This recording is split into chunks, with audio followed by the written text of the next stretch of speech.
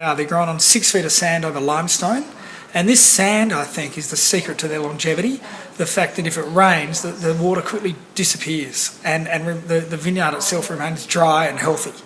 I think without the sand, I think this vineyard would have probably died long ago.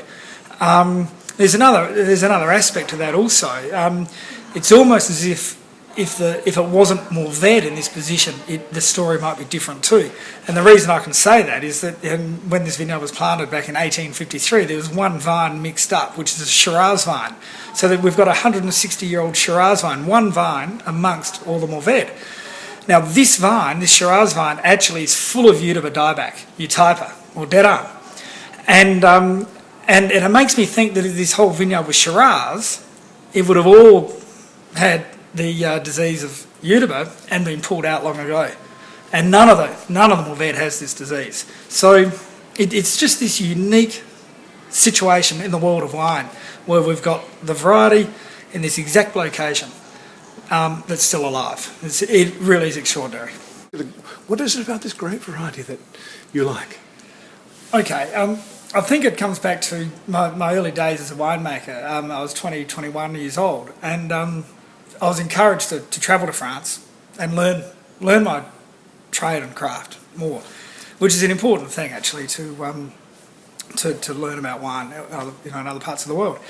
And I was struck when travelling through the countryside of France, that I'd go into houses and down the cellars and taste these wines in their cellars, straight out of barrel, old oak barrels, and some still fermenting from the previous summer, and it really struck me the simplicity and the rusticity of these wines, and how enjoyable they were to drink. Great charm and elegance, none of the fancy tools of winemaking, just real wines from the earth, and that really intrigued me. And of course, I travelled in America too, where I completed more studies, and again tasting wines there. And I look back at what Australia had.